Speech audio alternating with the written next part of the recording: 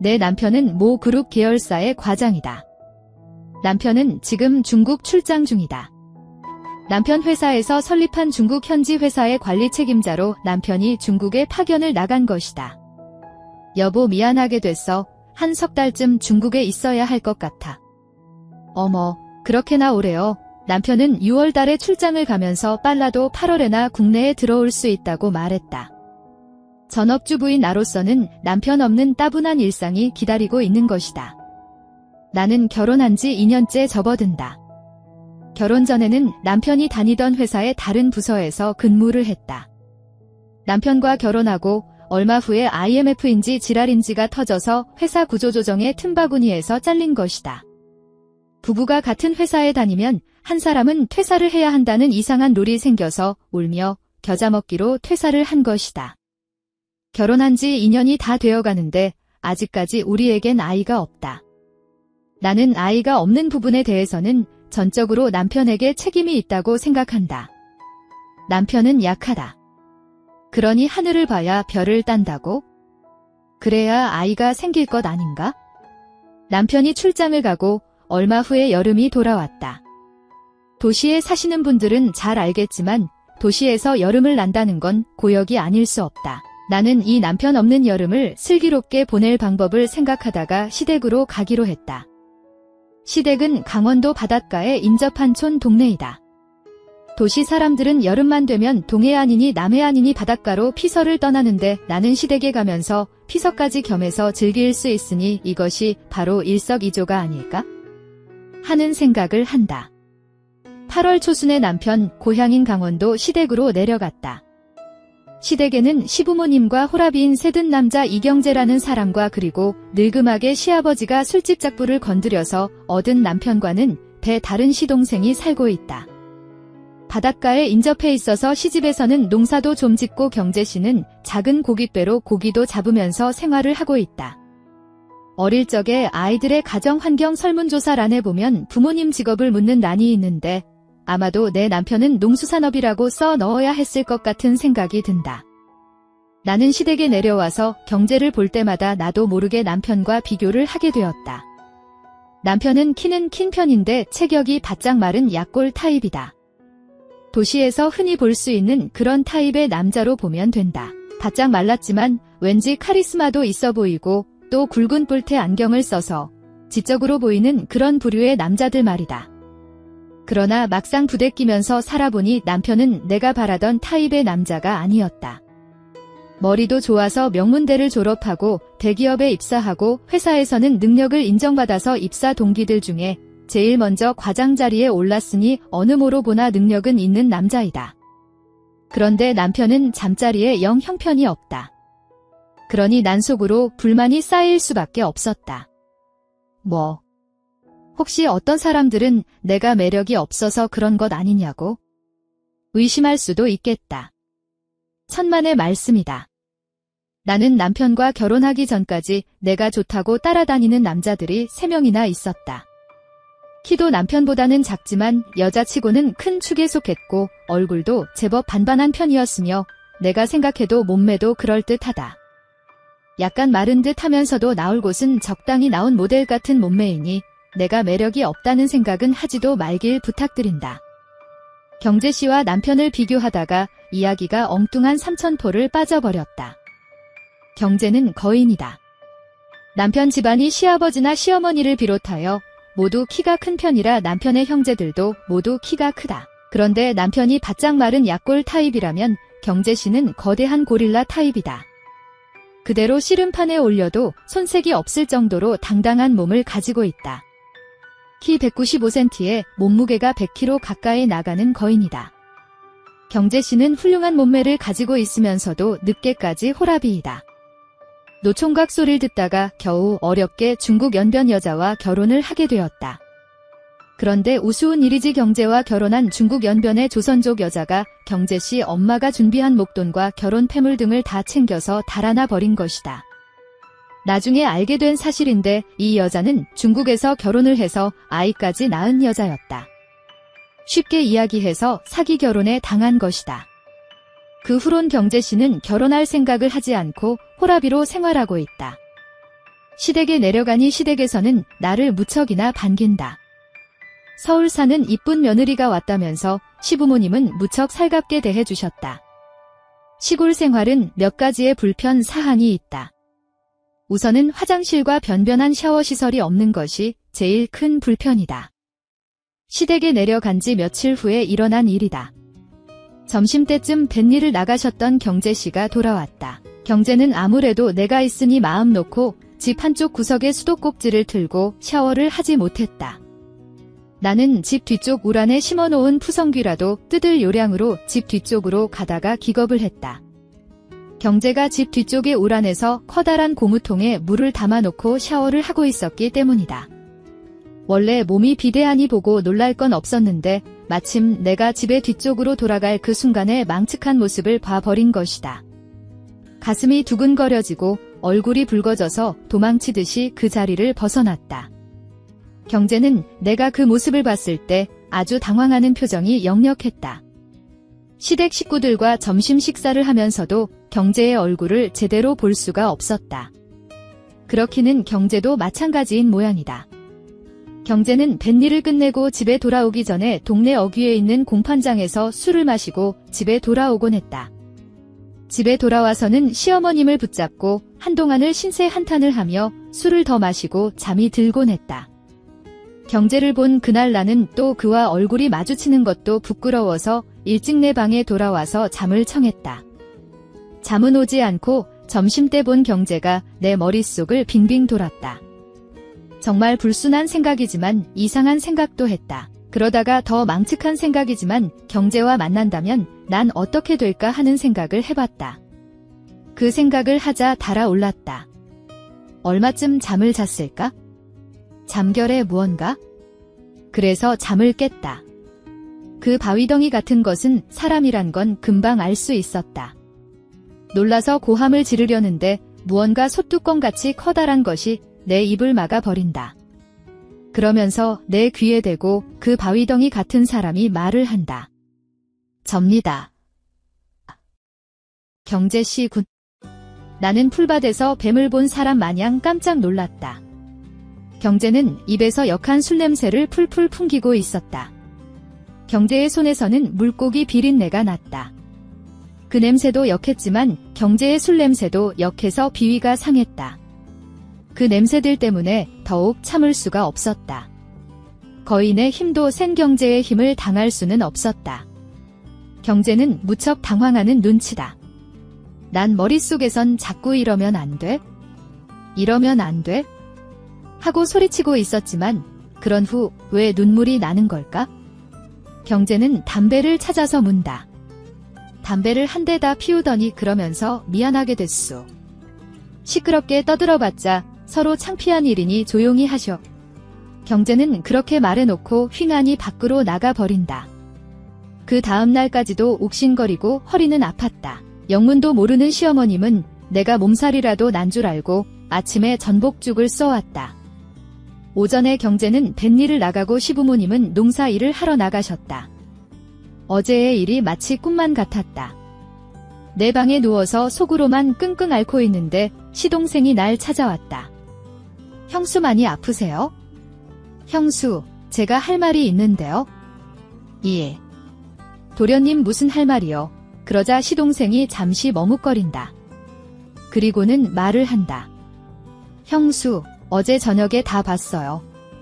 어제 뭔 짓 하는지 다 봤단 말이에요. 그 순간 머리가 핑 돌도록 현기증이 느껴졌다. 시동생은 내 방의 작은 창문을 통해서 다 봐버린 것이다. 이런 난감한 상황이 있을 수 있을까? 나는 도련님의 입을 막기 위한 상황이 되어버린 것이다. 어제의 수치심이 또 솟아오른다. 겨우 몸을 추스려서 그날 오후에 시댁에서 집으로 돌아왔다. 영문을 모르는 시부모님께는 몸이 안 좋아서 올라가 봐야겠다고 말씀을 드렸다. 물론 정말로 몸도 좋지 않았다. 그러나 그보다 더 큰 이유는 이제 경재씨와 시동생을 마주칠 용기가 없어서였다. 두 사람을 어떻게 본단 말인가? 내가 시댁에서 나올 때 시동생과 경재를 마주치지 않은 건 어찌 보면 정말 다행이라는 생각이 들었다. 조금 있으면 추석 명절이 다가오는데 시댁에 들를 일이 걱정이다. 남편은 얼마 후에 내게 전화를 했다. 일이 많아져서 2달 더 중국에 있어야 할 것 같다는 것이다. 나는 요즘 집에서 혼자 와인 같은 걸 마시고 취하면 경재씨를 생각한다. 경재씨를 생각하면 아직도 늘 마음이 울렁거린다. 그러나 다시 경재씨와 시간을 보내기는 곤란할 것 같다. 안녕하세요. 저는 40대 여자입니다. 저에게는 제 목숨을 바쳐서라도 지키고 싶은 소중한 사람이 하나 있는데요. 그건 바로 제 여동생입니다. 여동생은 저보다 4살이 어렸는데 어릴 때부터 남들과는 조금 달랐어요. IQ가 보통 사람들보다 살짝 낮은 경계선 지능을 갖고 있었거든요. 7살 아이 정도의 지적 수준을 가진 동생은 남들에게 돈을 뺏기거나 괴롭힘을 당해도 저항 한번 못한 채 탈탈 털리고 돌아오기 일쑤였어요. 저는 바보같이 착하기만 한 동생이 너무 가엾고 답답해서 늘 속이 상했죠. 이 바보야, 언니가 뭐라고 했어. 누가 네 걸 뺏으려고 하면 안 된다고 버텨야지. 달라는 대로 다 주고 오면 어떡해. 그거 그냥 준 거 아니야. 빌려준 거야. 걔가 다음에 만나면 꼭 준다고 했어. 걔가 누군데? 어? 누구지? 기억이 안 나. 봐. 너 누군지도 모르잖아. 누군지도 모르는 애를 어디서 어떻게 만날 거야. 나도 모르겠어. 근데 걔가 너무 배가 고프다고 밥 사먹게 돈 좀 빌려달라고 그래서 걔가 너무 불쌍해서 돈 줬어. 그런 말을 고지고대로 믿으면 어떡해. 그런 건 전부 거짓말이야. 널 속여서 돈 빼앗으려고 그러는 거라고. 미안해, 언니. 앞으로는 절대 너 혼자 돌아다니지 말고 언니 옆에 꼭 붙어있어. 알겠지? 동생은 제가 지켜야 하는 아픈 손가락 같은 존재였어요. 아무리 아파도 떼어낼 수 없는 제 몸의 일부 같은 존재였죠. 동생도 이런 제 마음을 아는지 부모님보다도 저를 더 믿고 따랐어요. 이렇게 서로에게 애틋한 우리 자매에게 너무나도 불행한 일이 닥치고 말았습니다. 불의의 사고로 부모님 2분이 한꺼번에 세상을 떠나시게 된 것입니다. 하루아침에 부모님을 잃고 천의 고아가 된 우리 자매는 의지할 곳 없는 신세가 되고 말았죠. 그때가 제가 고등학교 1학년, 동생이 초등학교 6학년 때의 일입니다. 다행히도 친할머니와 친할아버지가 시골에서 농사를 꽤 크게 짓고 계셔서 최소한의 학비와 생활비를 보내주실 정도는 되었기에 경제적인 문제는 해결되었지만 한창 부모 손이 필요할 나이에 장애가 있는 동생까지 돌보면서 학교 생활을 해나가기는 정말 힘든 일이었습니다. 그래도 저는 이를 악물고 열심히 공부했습니다. 사실 저는 부모님이 살아계실 때부터 공부를 꽤 잘했어요. 엄마 아빠는 제가 검사가 되기를 바라셨죠. 저 역시 법의 수호자인 정의의 검사가 되어 제 동생처럼 힘없고 약한 사람들을 이용하고 등쳐먹는 나쁜 사람들을 혼내주고 싶다는 꿈이 있었어요. 그래서 저는 서울에 있는 명문 법대에 무사히 입학했고 공부를 하고 아르바이트를 하는 바쁜 와중에도 어린 동생을 챙기며 열심히 생활을 이어나갔습니다. 그리고 부모님 없이 둘이서만 살아온 지 어느덧 7년이란 세월이 흘러 제 동생은 성인이 되었습니다. 부모님 없이 언니 손에서 아픈 곳 없이 잘 자라준 동생이 그저 고마웠죠. 고등학교를 무사히 마친 동생은 복지관을 다니며 직업훈련 교육을 받고 있었는데요. 어느 날 복지관에서 돌아와 저에게 청천벽력 같은 소리를 하는 겁니다. 언니는 사랑이 뭔지 알아? 뭐? 사랑? 뜬금없이 웬 사랑 타령이야? 나 사랑이 뭔지 궁금해. 알고 싶어. 아이고, 네가 사랑은 알아서 뭐하게. 언니, 나 사실 사랑에 빠진 것 같아. 뭐라고? 사랑에 빠져? 누구랑? 어떤 남자가 나보고 너무 예쁘다고 날 사랑한대. 언니, 나 너무 행복해. 그 남자만 보면 가슴이 두근거리고 심장이 막 떨려. 이런 기분이 사랑일까? 저는 덜컥 겁부터 났습니다. 바보같이 순진한 제 동생이 또 누군가의 깸에 속아 넘어간 게 아닌가 해서요. 아무것도 모르는 장애인 여자를 사랑이니 뭐니 달콤한 말로 꼬드겨서 돈을 뜯어내는 건 기본이고, 나쁜 일을 시키거나 심지어 유흥업소에 팔아먹기까지 하는 나쁜 사람들은 세상에 얼마든지 있었으니까요. 전 이 험한 세상으로부터 동생을 지켜야만 했어요. 이 바보야, 잘 들어. 이 세상 남자들은 전부 사기꾼 아니면 늑대야. 어릴 때부터 그렇게 당하고도 모르겠어? 그 남자 뭐하는 놈인지는 모르겠지만 절대로 믿어서는 안 돼. 알아들었어? 아니야, 언니. 우리 상우 씨는 그런 남자 아니야. 얼마나 착하고 멋지다고. 동생의 눈빛을 보니 상우라는 그 남자한테 아주 단단히 빠진 것 같았습니다. 정말 큰일이었죠. 저는 급한 마음에 동생을 다그쳤습니다. 그 남자 어디서 만났어? 뭐하는 사람이야? 어떻게 알게 된 거야?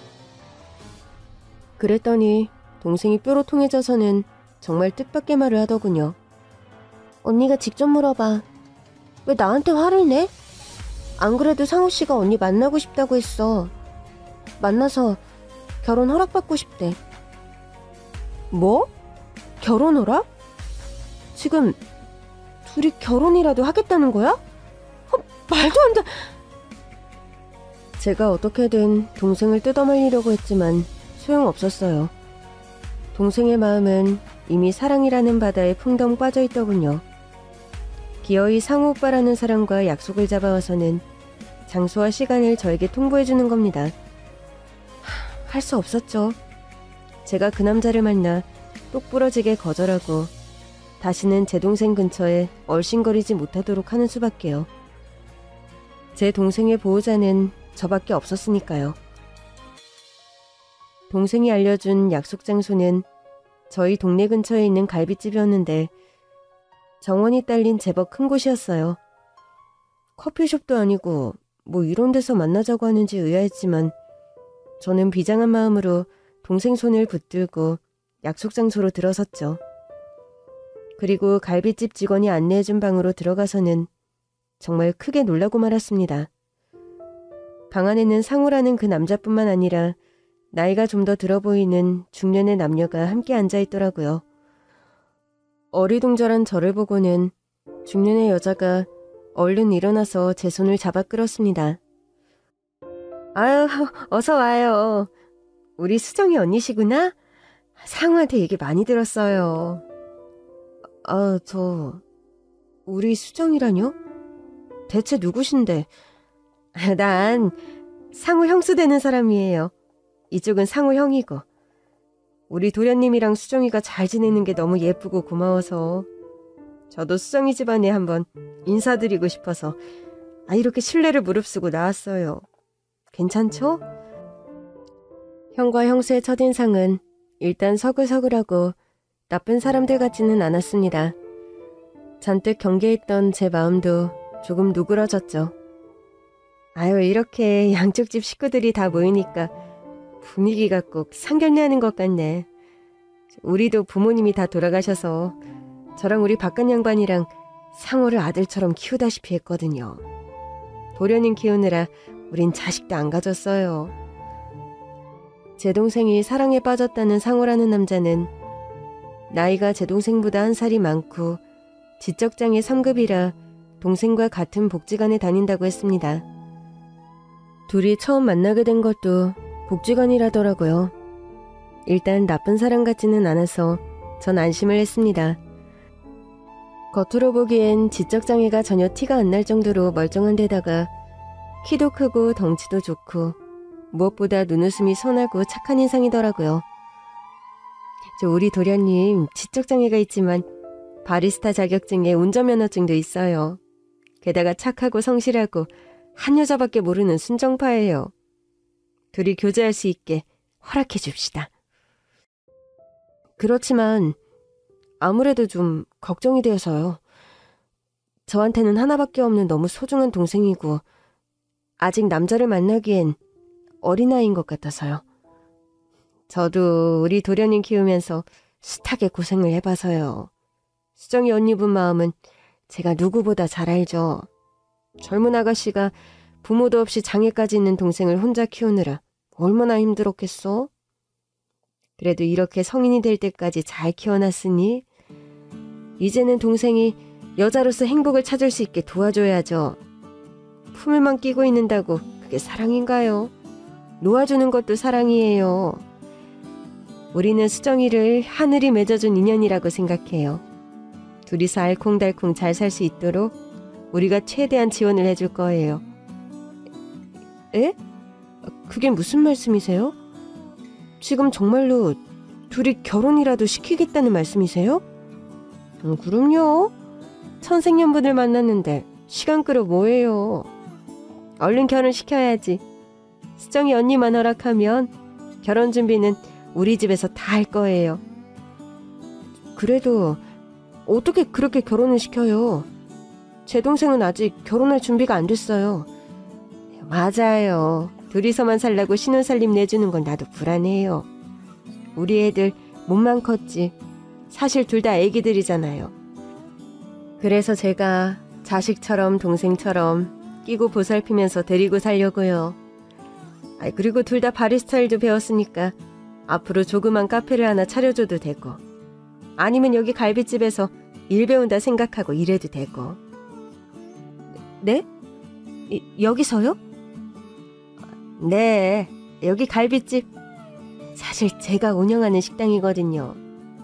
수정이는 나한테 맡기고 언니도 언니 인생 찾아야죠. 동생 때문에 지금 아무것도 못하고 있죠? 사실 저는 법대를 졸업하고 사법고시를 준비 중이었는데 1차 시험에서 2방이나 낙방하면서 의기소침해진 상태였어요. 복지관에서 얘기 들어보니까 사법고시인가 뭔가 어려운 시험 준비한다며 동생 데리고 공부하는 게 어디 쉽겠어요. 그러지 말고 말 나온 김에 상호랑 수정이 결혼시켜버립시다. 그게 서로서로 다 좋은 일인 것 같은데. 상호랑 수정이는 사랑 찾아서 좋고 수정이 언니는 자기 인생 찾아서 좋고 나는 딸 같고 동생 같은 동서 생겨서 좋고. 얼떨결에 상견례 아닌 상견례를 마치고 동생을 데리고 나오는 제 마음은 정말 착잡했습니다. 뭐가 정말 동생을 위하는 길인지 깊이 생각을 해보게 되더라고요. 막말로 앞날이 불투명한 고시생인 제가 동생을 위해서 뭘 해줄 수 있겠어요? 그런데 남자 쪽에서 살 집이며 앞으로 밥벌이며 모든 걸 책임지겠다고 하니 마음이 흔들릴 수밖에 없었어요. 수정아, 너 정말 상우 씨랑 결혼할 거야? 응, 나 상우 씨랑 결혼해서 같이 살 거야. 그럼 언니랑은 헤어져야 되는데 그래도 괜찮겠어? 그럼 원래 결혼하면 남편 따라가서 남편이랑 사는 거야. 내가 언니랑 평생 살 수는 없잖아. 저는 깊은 고민 끝에 동생을 결혼시키기로 결심했습니다. 제부될 사람도 좋아 보였고 집안도 경제력이 있어 동생이 풍족하고 안락한 삶을 살 수 있을 것 같았죠. 물론 제부의 형과 형수도 좋은 사람 같았고요. 무엇보다 본인이 그렇게 원하는데 말릴 도리가 없더라고요.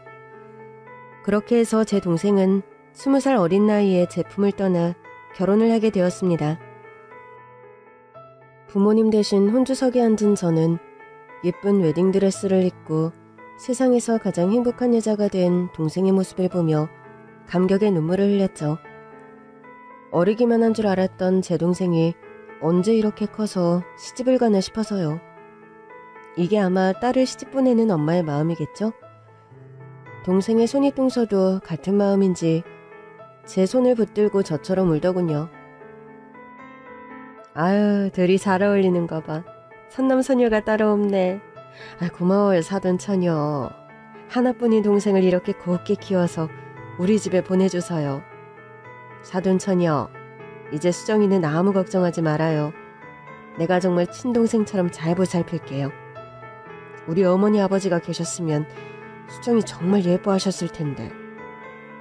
내가 시부모님 옷까지 대신해서 우리 수정이 많이 아껴줄게요. 감사합니다.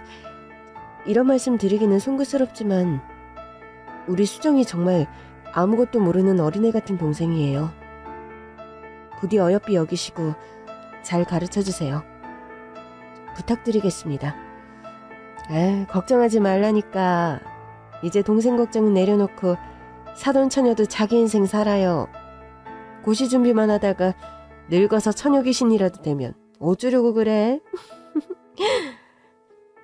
결혼식을 마친 동생은 제부가 어렸을 때부터 살고 있다는 형네 집에 신혼차림을 차렸습니다. 시댁 식구들과 한 집에 사는 것이 불편하지는 않을까 걱정이 되었는데요. 동생이 보내온 집 사진을 보고는 걱정을 한시름 놓았어요. 동생이 살게 될 집은 정원이 딸린 2층짜리 단독주택이더라고요. 집 자랑을 한다고 동생이 저에게 전화를 걸어왔는데 동생의 목소리는 행복 그 자체더군요.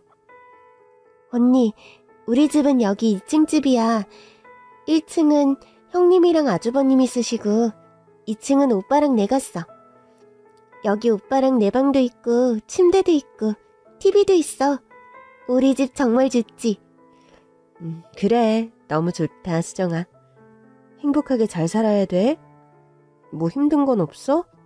응, 형님이랑 아주버님이 너무 예뻐해 주셔. 오빠도 잘해주고. 잘 지낸다니 다행이다. 그래도 만약에 힘들거나 언니 보고 싶으면 언제든지 돌아와도 돼. 알겠지? 응, 알겠어. 언니도 잘 있어. 그렇게 동생은 결혼해서 제품을 떠났고 저는 본격적으로 사법고시 준비를 했죠. 그리고 1년 만에 사시를 패스하고 드디어 꿈에 그리던 검사가 되었습니다. 그러나 동생에게 시험에 합격했다는 소식조차 제대로 전하지 못했어요. 제가 너무 바빠서 그런 탓도 있지만 제가 짬을 내서 전화를 해도 어찌된 일인지 동생과 잘 연락이 닿지 않더라고요. 그 대신 문자하는 법을 배웠는지 동생은 문자로 간간히 소식을 전해왔습니다. 잘 있다, 어디로 여행을 갔다, 뭘 먹었다. 대부분 그런 일상적인 내용들이었습니다. 동생이 행복하게 잘 지내는 것 같아서 저는 안심하고 제 일에 몰두할 수가 있었죠. 초임검사라 정말 퇴근할 시간도 없을 정도로 눈코 뜰 새 없이 바빴거든요. 그렇게 저는 사건에 파묻혀서 그리고 동생은 신혼재미에 푹 빠져서 저희 자매는 서로 얼굴을 보지 못한 채 3년이란 시간이 훌쩍 흘러버렸습니다. 그리고 3년 뒤 동생을 다시 만나게 된 건 장례식장에서였습니다. 행복하기만을 바랬던 동생에게 다시 한번 비극적인 일이 일어나고 만 거였죠. 연락을 받은 저는 충격으로 한동안 말을 잇지 못했어요. 연락을 해온 건 동생의 손윗동서였습니다. 사돈처녀, 나예요. 수정이 손윗동서. 어머, 잘 지내셨어요? 오랜만입니다. 우리 수정이 잘 지내죠? 바빠서 요즘 통 연락을 못했어요. 아니요. 잘 못 지내요. 아유, 세상에. 빨리 여기 장례식장으로 좀 와주셔야겠어요. 네? 장례식장이요? 댁에 무슨 병고라도 있나요? 글쎄 우리 서방님이 상우가 사고로 세상을 떠났어요. 예? 제부가요? 아니 어쩌다가 갑자기 왜요? 사고요. 교통사고. 우리 수정이는요? 수정이는 괜찮나요? 저는 정신없이 장례식장으로 달려갔습니다. 조문객도 거의 없는 썰렁한 빈소에는 상복을 입은 제 동생과 동생의 손윗동서만 넋이 나간 얼굴로 앉아있더라고요. 수정아, 수정이 너 괜찮니?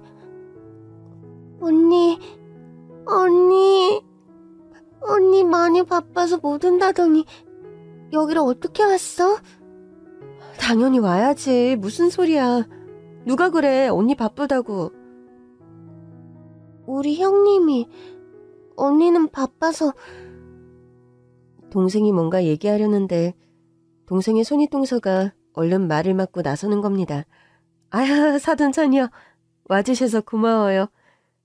사람을 정말 한치 앞을 모른다고 하더니 보시다시피 이렇게 우리 서방님이 저 세상 사람이 됐지 뭐예요? 대체 어떻게 된 거예요? 우리 내외랑 서방님이랑 동서랑 다 같이 여행 갔다가 돌아오는 길에 차 사고가 났어요. 네 분이 한 차에 타고 있었다는 거예요? 운전을 누가 했는데요? 서방님이요. 아니, 우리 제부만 사망하고 나머지 사람들은 다 멀쩡하단 말이에요? 대체 어떻게 사고가 났길래? 수정이랑 저는 뒷자리에 타고 있어서 다친 데 하나 없이 멀쩡해요. 조수석에 타고 있던 우리 집 양반은 지금 병원에 입원 중이고요. 우리 서방님만 그렇게 됐네요. 자초지종을 들어보니 제부가 운전을 하고 가다가 고속도로에서 갑자기 튀어나온 앞차를 피하지 못하고 그대로 들이받았다고 하더군요. 밤인데다가 제부가 운전미숙으로 제대로 대처를 하지 못한 모양이더라고요. 불행 중 다행인 것은 제부가 들이받은 상대방 차량에는 인명피해가 없었다는 거였어요. 아니, 밤길을, 그것도 위험한 고속도로를 왜 제부더러 운전을 하라고 시키셨어요? 도대체 왜요? 우리 서방님이 원래 운전하는 걸 좋아해요. 본인이 하겠다고 하도 우기는 바람에 이렇게 될 줄 누가 알았나. 수정아, 너는 괜찮아? 정말 다친 데 없어? 저는 동생을 붙들고 여기저기를 살폈습니다. 천만다행으로 동생은 긁힌 곳 하나 없이 멀쩡하더라고요. 다만 사고 때문인지 정신적으로 큰 충격을 받아서 부분적으로 기억에 문제가 생겼다고 했습니다. 수정이가 많이 놀랐는지 사고 당시를 기억을 못해요. 그래도 안전벨트를 잘하고 있어서 안 다친 게 어디야? 우리 서방님만 불쌍해서 어떡해. 결혼해서 잘 살고 있겠거니 믿고 안심했는데 동생에게 이렇게 큰 비극이 닥치다니 정말 어떻게 위로를 해야 할지 모르겠더군요. 동생은 충격에 휩싸인 듯 별 말도 없이 그저 멍하게 넋을 놓고 앉아만 있더라고요. 동생과 제부가 워낙 금슬이 좋았던지라 동생의 상실감은 더욱 큰 것 같았어요. 사랑하는 남편을 잃은 가여운 동생을 혼자 둘 수 없어 초상을 치르는 내내 동생 옆을 지키며 마지막 장례 절차까지 모두 함께했습니다. 그리고 납골당에 제부를 모신 후 저는 동생에게 함께 집으로 돌아가자고 했습니다. 수정아, 언니랑 우리 집으로 돌아가자. 이제 그 집에 가봐야 제부는 없어. 이 세상 사람 아닌 거 너도 알잖아. 그치만 난 상우 오빠랑 살던 집으로 가고 싶어. 거기가 내 집이야. 수정아, 언니가 안심이 안 돼서 그래. 당분간만이라도 언니랑 같이 지내는 게 어때? 아니야. 나 우리 집에 가서 해야 할 일이 있어. 수정아, 정신 차려. 지금 이 상황에 무슨 할 일이 있다는 거니? 그러지 말고 언니랑 가자, 응? 싫어. 싫다고. 그러자 동생의 손윗동서가 얼른 나서서 동생을 거들더군요. 아유 사돈처녀 관둬요. 수정이도 결혼을 했으니 엄연한 출가 외인인데 남편 저 세상 떠나자마자 친정으로 데려가는 건 좀 아니죠. 그러면 우리 상우 서방님이 하늘에서 얼마나 슬퍼하겠어요. 그래도 걱정이 돼서 당분간만 제가 데리고 있다가 몸 좀 추스르게 하고 바로 보내면 안 될까요?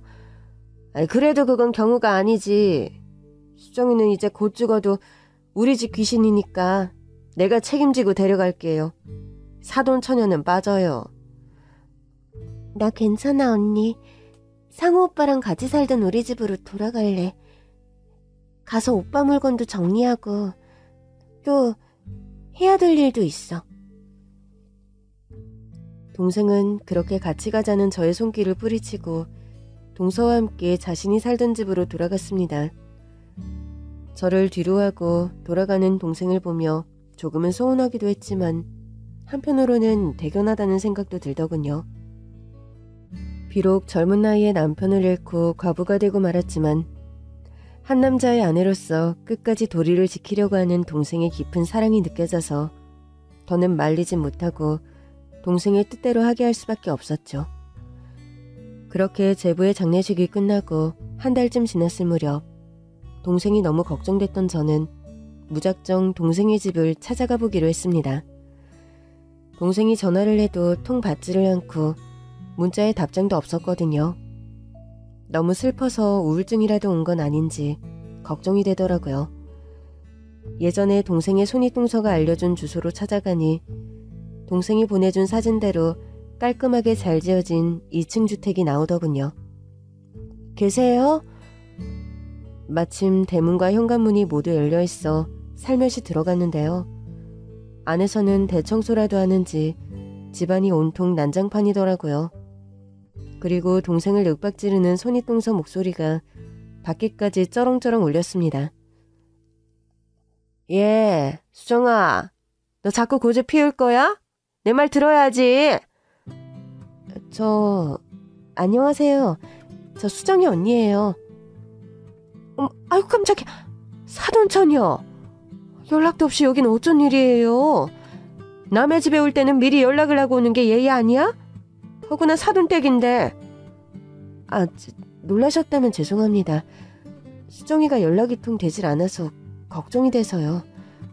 근데 무슨 대청소 중이신가 봐요? 보다시피 지금 좀 바빠요. 손님 맞이할 정신이 아니라고 우리가. 동생네 집안은 정말 발 디딜 틈도 없이 난장판이었어요. 갑자기 방문한 게 미안해질 정도로 모든 물건들이 다 바닥에 떨어져 나뒹굴고 있더라고요. 뭐 잃어버린 물건이라도 찾는 중이세요? 그게 아니고 서방님 물건을 좀 정리하는 중인데 수정이가 이렇게 고집을 부리네요. 아주 힘들어 죽겠어. 네? 수정이가 고집을 부리다니요. 그게 무슨 말씀이신지. 죽은 사람 물건을 끌어안고 안 버리려고 저 난리지 뭐야? 죽은 사람 물건은 다 태워줘야 해. 그래야 우리 서방님이 극락왕생하지. 이승에 있는 사람이 이렇게 미련 잔뜩 갖고 있으면 죽은 사람이 좋은 데로 못 가는 거라고. 내 수정이가 말귀를 못 알아먹으니 내가 이렇게 속이 터질 수밖에요. 상황을 보니 동생의 손윗동서가 제부의 물건들을 정리하려는데 동생이 완강히 거부하는 상황인 것 같더라고요. 수정아, 그러지 말고 정리할 건 정리하자. 너 마음 아픈 건 잘 알겠지만 이러면 너만 힘들어져. 형님 말씀 들어야지. 싫어. 이건 우리 상우 오빠 거야. 절대 안 돼. 형님한테도 안 줄 거야. 동생은 제부의 옷을 끌어안고 절대 놓지 않더라고요. 억지로 빼앗으면 수정이 마음의 상처가 더 클 것 같았습니다. 저 아무래도 억지로 빼앗으면 수정이가 더 흥분할 것 같은데요. 수정이도 슬픔을 추스를 시간이 좀 필요할 테니까 사돈께서 조금만 더 기다려주시면 안 될까요? 아직 제부 떠난 지 한 달밖에 안 됐으니 아직은 보내기가 쉽지 않겠죠. 아유, 이렇게 사정 다 봐주다가는 우리만 점점 힘들어진다고. 지적장에 있는 애들이 얼마나 고집센지 사돈처녀도 잘할 거 아니야. 그리고 한 달이면 충분하지? 더 이상 무슨 시간이 필요해? 사건 조사도 다 마무리된 마당에. 참, 사건 조사가 끝나셨다고요? 그럼 사고 처리는 어떻게 된 건가요? 피해자랑 합의 같은 건 어떻게 된 거죠? 사돈처녀가 그건 알아서 뭐하게 해요? 법 공부 좀 했다고 아는 척이라도 하고 싶은 모양인데 남의 일에 괜히 끼어들지 말아요. 되지도 않은 공부를 몇 년째 하고 있는 거야? 에휴, 언니나 동생이나. 동생의 손윗동서는 제가 사실을 패스하고 검사가 된 걸 아직 모르고 있더라고요. 저 사실은 제가 검사라는 걸 말하려는데 동서가 갑자기 거칠게 저를 밖으로 내몰더군요. 아무튼 오늘은 날이 아니에요. 여기 정리되고 나면 다시 연락할 테니까 나중에 다시 와요, 사돈처녀. 얼떨결에 대문 밖까지 밀려난 저는 집안에 가방을 놓고 왔다는 사실을 깨달았습니다. 억지로 떠밀려 나오면서 가방을 통째로 놓고 나와버린 거죠. 하는 수 없이 집 안으로 다시 들어갔는데요. 눈앞에 믿을 수 없는 광경이 펼쳐지고 있더군요. 글쎄 그 동서라는 여자가 제 동생의 뺨을 있는 힘껏 내리치고 있지 뭡니까? 인연이? 언니 있다고 대들어? 아니에요, 형님. 잘못했어요. 한 번만 용서해주세요. 저는 너무 기가 막혀서 동생의 이름을 부르며 집 안으로 뛰어들어갔어요. 수정아! 저를 본 동생의 동서는 깜짝 놀라며 주춤하더군요. 뭐야, 아직 안 갔어? 그런데 제 뒤로 어떤 여자 하나가 따라 들어오는 겁니다. 계십니까? 여기가 한상우 씨 댁 맞죠? 그 여자를 본 동생의 손윗동서는 저를 봤을 때보다 몇 배는 더 소스라치게 놀라더군요. 여긴 또 왜 찾아왔어요? 이제 조사는 다 끝난 거 아니에요? 몇 가지 더 물어볼 게 좀 있어서요. 알고 보니 그 여자는 경찰이었는데 제부의 교통사고에 뭔가 의문점이 있어서 조금 더 조사를 하러 온 모양이더라고요. 그날 한상우 씨가 술을 마셨나요? 글쎄 몇 번을 얘기해요. 저는 술 마시는 걸 못 봤는데 아마 저희 몰래 저녁 먹으면서 한 잔 홀짝 한 모양이죠. 그러니 그렇게 큰 사고를 냈지. 한상우 씨가 지적장애 상급이던데 굳이 운전대를 맡길 만한 이유가 있었나요? 그건 서방님이 자기가 운전을 하겠다고 팍팍 우겨서 그랬다니까. 지난번에 참고인 조사에서 다 얘기했잖아요. 여기 이분은 한상우 씨 아내분이라고 하셨죠? 이분도 진술하셨나요? 얘는 머리가 모자란 애야. 지적장애가 있다고요. 한마디로 바보라고, 바보. 사고 충격으로 그날 일을 제대로 기억도 못해요. 저는 제 동생을 두고 막말을 하는 동생의 동서를 보고 화가 머리끝까지 났습니다. 뭐예요? 지금 뭐라고 했어요? 모자라네? 바보? 지금까지 내 동생을 그런 취급하면서 데리고 산 거예요? 게다가 애를 왜 때려요? 우리 수정이가 무슨 잘못을 했다고. 나도 손 한 번 안 대고 곱게 키운 애예요. 당신이 뭔데 내 동생을 때려? 우리 수정이 더 이상 이 집에 못 둬요. 제가 당장 데려갈 겁니다. 가자, 수정아. 저는 동생을 데리고 당장 그 집을 나왔습니다. 동생은 손에 들고 있던 제부의 겉옷 하나 덜렁 걸치고 빈손으로 집을 나오고 말았죠. 현장에 경찰이 있어서 그런지 동서라는 여자도 이번에는 적극적으로 말리지 못하더라고요. 그렇게 3년 만에 친정으로 돌아온 동생은 비로소 그동안 있었던 일을 털어놓았는데요. 동생의 이야기를 듣고 전 정말 충격을 받고 말았습니다. 손윗동서라는 여자가 지금껏 저에게 했던 이야기는 거의 다 거짓말이더라고요. 갈빗집에서 일을 배우게 하겠다더니 제부와 제 동생을 데려다 숯불을 피우고 불판 닦는 일을 휴일도 없이 매일매일 시켰다더군요. 그것도 월급 한 푼 주지 않고 무보수로요. 상우 오빠가 월급 달라고 하면 아주버님이랑 형님이 막 때렸어. 먹여주고 재워주고 장가 보내느라 돈 들어간 거 다 갚으라고 막 무섭게 화냈어. 그래서 우리 둘 다 돈이 없었어. 방도 처음에는 2층에 있는 좋은 방에서 살게 했는데 나중에 부엌 옆에 있는 조그만 방으로 쫓아냈어. 그 방은 너무 춥고 깜깜했어. 형님은 맨날 소리 지르고 집안일도 전부 나한테 시키고 갈비집에서 불판 닦는 것도 나 시키고 너무 힘들고 무서웠어, 언니. 그럼 언니한테 연락을 하지 그랬어. 언니가 힘들면 다시 돌아와도 된다고 했잖아. 근데 형님이 내 핸드폰을 뺏어갔어. 뭐? 핸드폰을 뺏었다고? 응.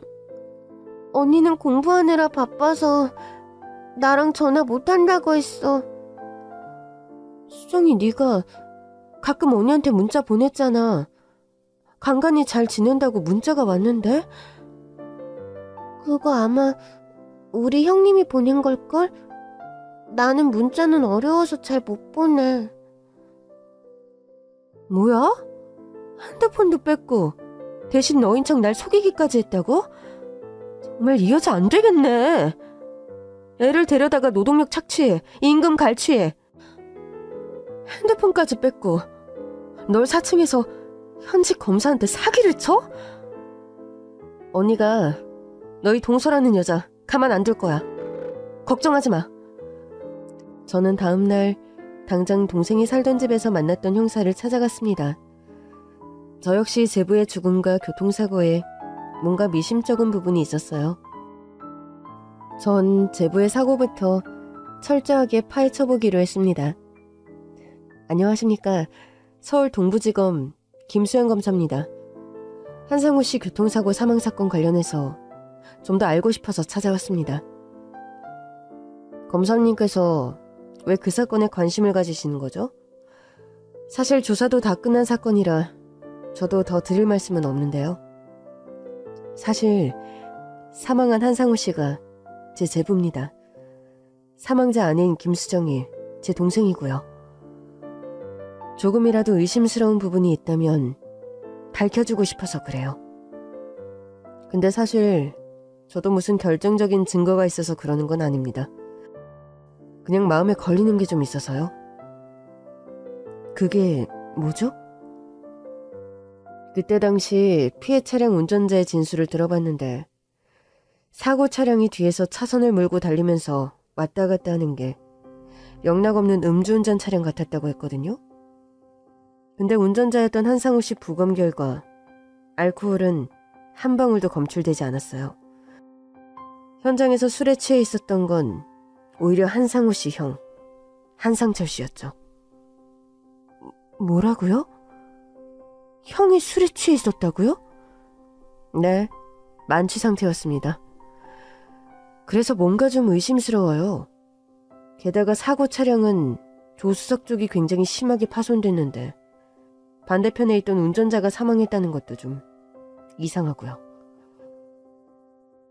그럼 형사님 말씀은 저희 제부가 운전자가 아닐 수도 있다는 말씀인가요? 네, 정황상 운전자를 바꿔치기 한 게 아닌가 의심이 되기는 한데 결정적인 물증이 없네요. 피해 차량 운전자는 뭐라 하던가요? 사고 직후에 수상한 움직임 같은 거 못 봤대요? 그게 피해 차량 운전자는 한상우 씨 차가 뒤에서 들이받은 직후에 잠시 기절을 한 모양이더라고요. 사고 이후에 눈 떠보니까 병원이었대요. 사고 난 이후 상황을 못 봤다? 네, 뭔가 많이 구리죠? 확실히 구리네요. 그러니까 담당 형사의 추리를 정리해보자면 제부의 형이 음주 상태에서 운전하다 사고를 냈는데 사망한 제부와 자리를 바꾸고 마치 제부가 운전하다 사고를 낸 것처럼 사건을 은폐하고 조작했다는 겁니다. 그런데 결정적인 증거도 목격자도 찾지 못해서 사건이 이대로 끝날 위기라는 거였죠. 이때는 CCTV나 블랙박스도 요즘처럼 많지 않던 시절이어서 형사님들도 증거를 찾는 데 총력을 기울였지만 이렇다 할 성과를 내지 못한 모양이었어요. 저는 지푸라기라도 잡는 심정으로 그날 사고 차량에 함께 타고 있던 동생에게 다시 한번 사건이 나던 날에 대해서 물어봤습니다. 수정아, 사고 나던 날 말이야. 뭐 기억나는 거 없어? 어떤 거? 정말 제부가 운전한 게 맞아? 기억이 잘 안 나. 미안해, 언니. 내가 형님한테 아주버님이 운전한 거 아니냐고 말했는데 엄청 혼났어. 절대 아니라고.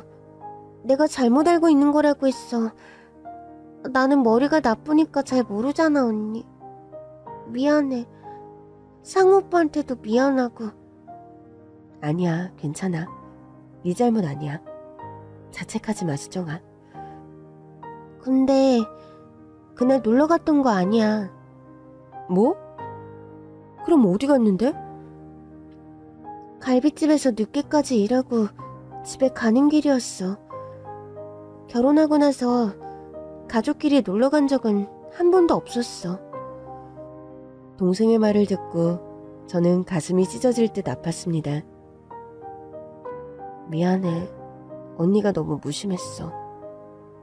언니는 너가 시집가서 그냥 행복하게 잘 사는 줄만 알았어. 이게 다 언니 잘못이다. 그런 결혼 애초에 시키는 게 아니었는데. 미안해. 이제 다시는 너 아무 데도 안 보내. 언니가 꼭 지켜줄 거야. 저는 동생을 끌어안고 후회와 자책의 눈물을 흘렸습니다. 그렇게 나쁜 여자의 가머니설에 속아서 어린 동생을 그런 집에 시집보내 고생을 시키고 과부를 만들었다니. 부모님이 하늘에서 보시고 뭐라고 하실지 정말 부모님 별낯이 없더라고요. 그런데 제가 미안함에 눈물을 흘리던 그때 동생이 정말 뜻밖의 말을 꺼내는 겁니다. 근데 언니, 그날 내가 형님 몰래 사진을 찍었어. 뭐? 뭐라고? 상우 오빠 카메라로 내가 그날 밤 차 안에서 사진을 찍었다고. 정말이야? 응. 나중에 언니 보여주려고 사진을 찍어놨거든.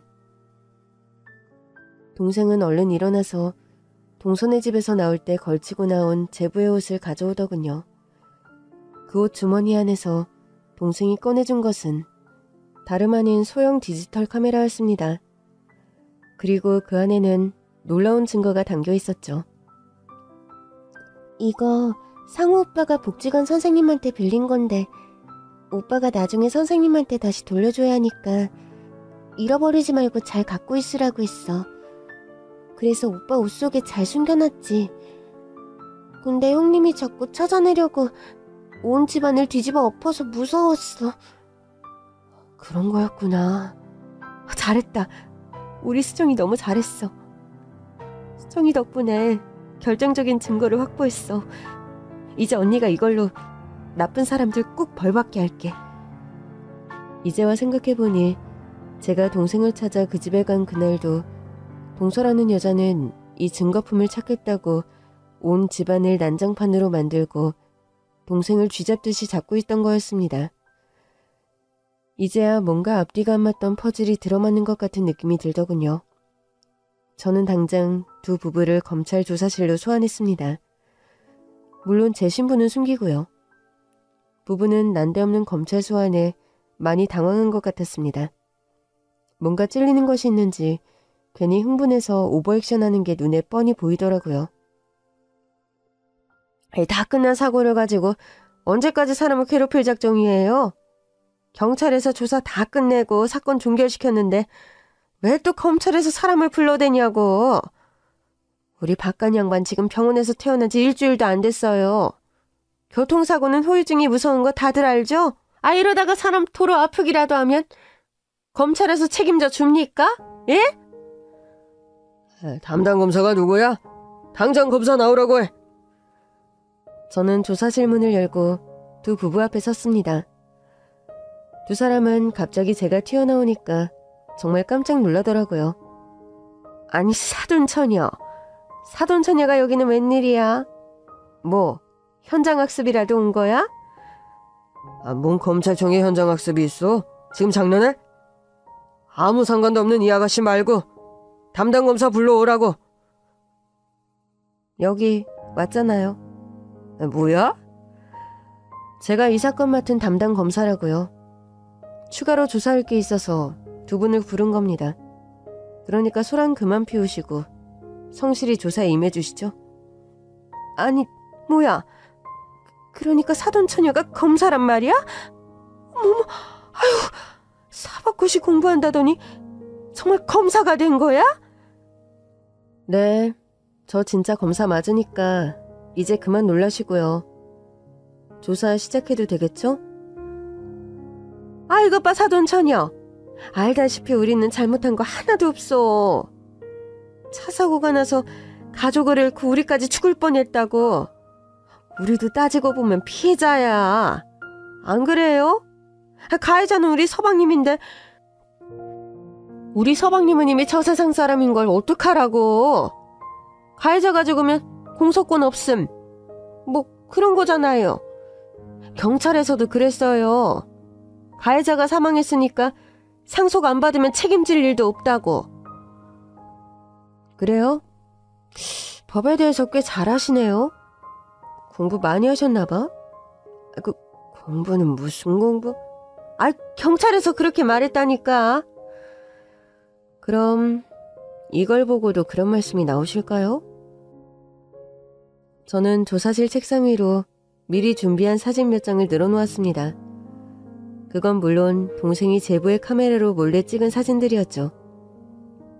사진을 본 두 사람은 귀신이라도 본 것 마냥 소스라치게 놀라더군요.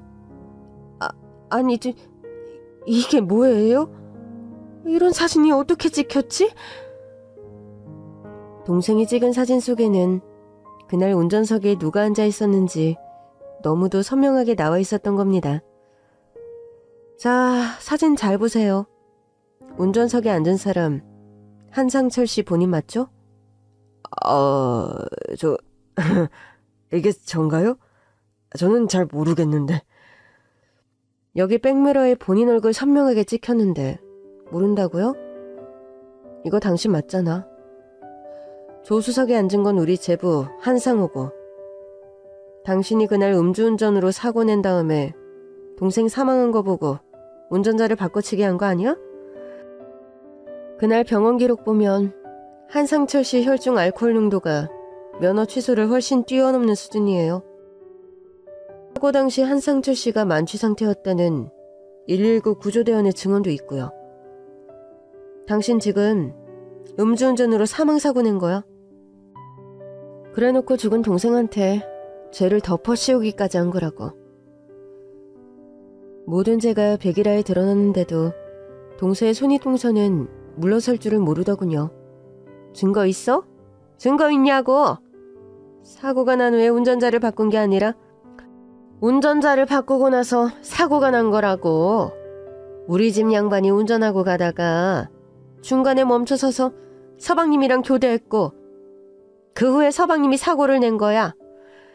사고 난 다음에 운전자 바꿔치기 했다는 증거는 어디에도 없어요. 그래요? 그렇게 우기실 줄 알고 아주 확실한 목격자 증언을 확보했습니다. 저는 미리 와서 조사를 받고 간 제 동생의 증언 영상 일부분을 보여주었습니다. 제가 똑똑히 봤어요. 조수석에서 피를 흘리고 있는 제 남편을 형님이랑 아주버님이 끌어내려서 운전석에다가 앉혔어요. 형님이 아주버님한테 정신 차리고 빨리 옮기라고 시켰어요. 상호는 어차피 죽었어. 죽은 사람이 다 안고 가야지. 그럼 깔끔하잖아. 뭘 꾸물거려? 당신 살인자 돼서 감옥 갈 거야? 우리 형님이 이렇게 말했어요. 동생은 그날 자기 동서가 현장에서 한 끔찍한 말을 토시 하나 빼놓지 않고 전부 기억하고 있었던 겁니다. 거짓말이야. 수종이 머리가 모자란 건 세상이 다 아는 사실인데 저 말이 제대로 증거 효력이나 있을 것 같아? 저 모자란 년이 하는 말을 누가 믿어줄 것 같냐고! 그건 그쪽이 판단할 문제가 아니라 재판 때 판사님이 알아서 할 문제고요. 참고로 자폐아나 지적장애 아들의 증언이 받아들여진 판례들이 많이 있습니다. 그리고 우리 수정이는 지적장애가 아니라 경계선 지능일 뿐이에요. 장애 등급 같은 건 없어요. 아시겠어요? 불려 같은 게 언제 저런 사진을 찍었어? 그만가. 내가 그럴 줄 알았어. 뭔가 있을 줄 알고 온 집안을 이잡듯이 뒤졌는데 저걸 어디다 숨겨뒀던 거야? 은혜도 모르는 배은망덕한 것 같으니라고. 말 조심해요. 이번 교통사고 건이랑 별개로 당신이 내 동생 데려다가 노동력 착취하고 임금도 제때 지불 안 한 거, 핸드폰도 뺐고 나한테 동생인 척 문자 보내고 사기친 거 전부 민형사상으로 고소 고발해서 따로 죗값 치르게 할 거니까. 무슨 소리야. 누가 누굴 착취해? 당신이 운영하는 식당 종업원들이 전부 증언했어요. 우리 수정이랑 제부 데려다가 돈 한 푼 안 주고 노예처럼 부려먹은 거.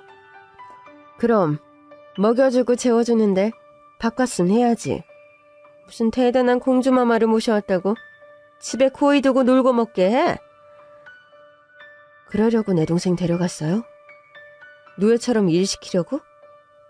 자식처럼 동생처럼 잘해주겠다더니 불쌍한 애를 이용해 먹긴 하고, 게다가 동생이 그렇게 사랑했던 사람을 죽여놓고 죄를 뒤집어 씌우기까지 해? 당신들한테 동생네 부부는 대체 무슨 의미야? 아무리 그래도 혈육이고 가족이잖아. 어떻게 가족한테 그럴 수가 있어? 가족이니까 이날 이때껏 키워주고 사람 만들어줬지. 당신 동생도 내 덕분에 시집이라도 한번 가본 줄 알아. 그 모자란 애를 누가 받아줄 것 같아? 당신들 정말 끝까지 반성할 줄 모르는 인간들이네. 여기 이 사람들 당장 구속시켜요. 도주 우려도 있고 또 증거 조작하고 인멸하려는 시도도 있어서 구속수사해야 됩니다. 네, 검사님. 구속이란 말이 나오자 그제서야 그 여자는 얼굴이 파랗게 질려서는 어쩔 줄 모르더라고요. 구속이라니요. 우리 바깥 양반이야 음주운전해서 사람 죽인 거 맞으니까 구속된다지만 전 왜요? 전 잘못한 거 없잖아요. 네? 지금 한상철 씨가 운전하다 사고 낸 거 증언하신 겁니다. 그래요. 그건 맞는데 왜 나까지 구속하려고 그러냐고. 왜? 본인 죄는 본인이 제일 잘할 거 아닙니까? 그 여자는 조사실을 나서려던 저를 붙잡고 늘어지며 제 앞에 갑자기 무릎을 꿇고 싹싹 빌더군요. 사돈처녀. 아니 검사님. 저 좀 살려주세요. 저는 몸이 아파서 감옥에는 못 가요. 그래도 우리가 모르는 사이도 아니고 자식 같은 동생들을 나눠 가진 각별한 사돈지간 아닙니까? 저 정말 수정이한테 잘해주려고 노력 많이 했어요. 일 시킨 거? 아이 그거는 내가 살림을 너무 못하니까 일 좀 가르치려고 그런 거지. 내가 애 괴롭히려고 구박하려고 그런 건 아니라고요. 수정이한테 물어봐요. 내가 얼마나 잘해줬는지. 네? 검사님, 제발 한 번만 살려주세요. 응? 제발요. 응? 더 하실 얘기 있으시면 법정에서 하시죠. 거기서 시시비비가 다 가려지겠죠? 잘못한 거 없으니까 걱정 없으시겠네요. 그렇게 구속된 두 부부는 엄중한 법의 심판을 받고 지금 감옥에서 죗값을 치르는 중입니다. 제 동생의 증언이 법정에서 결정적인 역할을 했죠. 수정이는 자기의 증언 덕분에 남편이 누명을 벗을 수 있었다며 정말 기뻐했습니다. 그렇게 사건이 마무리된 후 수정이는 제2의 인생을 준비하고 있어요. 저는 수정이가 집 근처에 작은 카페를 열 수 있게 도와주었어요. 카페를 여는 건 수정이의 오랜 꿈이었어요.